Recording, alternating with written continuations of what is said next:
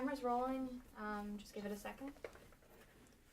Can you please state your name, full name? My name is Jaime Cornejo. And Jaime, can you please share a migration story that has impacted you and your perspective on your life? I would say my family directly has, at my current age, I'm still discovering things about my family that I never knew. My mom's family is predominantly just my mom and her brother here in the US. Everyone else is back in Mexico. My dad's side of the family is a little bit more of a mystery because he has siblings all over the country. So everyone is a first generation migrant to the US, but everyone chose a different part of the country. So I have aunts, I have an aunt all the way in Maine, I have an aunt in Canada, I have an uncle in Pennsylvania. No one decided to, stick together. Everyone just went on their own separate direction. And that always bugged me because it's a little harder to learn your history when everyone around you is so far away. And I guess me overall, I came to this country when I was 2.5. Me and my mom were lucky enough to get a visa to fly here. But my older brother and my older sister actually crossed, my younger sister when she was 5 years old, crossed the border.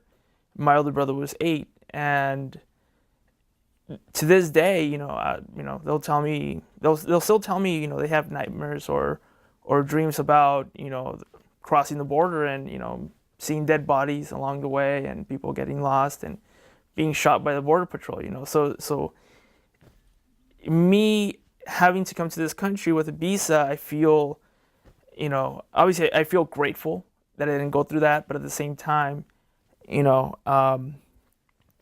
don't know, to this day it still bugs me because one thing that I've come across is we are a first generation family coming here to this country. But then again, I've done little things like a genealogy to try to figure out where my grandparents came from. And even then, they migrated to Mexico. The last name Cornejo is no older than 60 years. So then I'm trying to figure out where they came from because I don't even know. So there's a lot of holes in my family's history that to this day, I think that's one of the reasons I love history so much is that I'm trying to learn as much as I can and at least, place together my own history. But yeah. And what do you hope to accomplish with this Memories of Migration project? I think I'm trying to, I don't know, that's a hard question. I guess I want to accomplish, first of all, through learning someone else's history, maybe that will help me in turn find out more about myself because of the way my family is structured. Me personally, coming to the US at that time, staying in Santa Ana and then thinking of, 2 to 3 years from now, moving to another country, getting out of the state, really just migrating out. I think I want to learn why a group of people decided to stay here, what encouraged them, to not necessarily the city of Santa Ana, but just the surrounding area. Why would someone fly or whatever modes of transportation get here and want to stay here permanently and help transform their community?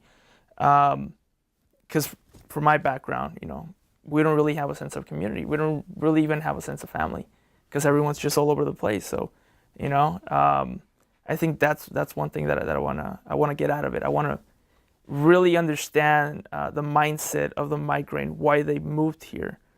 What's still keeping them here? Because in some cases I've known, I have a couple of friends that their parents move here and then they themselves move somewhere else and start their families there, and then they'll move again and they'll keep moving. So, what has kept some of the elders in our community to stay here without moving somewhere else or returning back to their country. Now that they have kids, you know, they don't think of going back, they think of staying. But the kids keep moving and moving and moving. So that's one thing that I want to understand is you know, what keeps them in place. So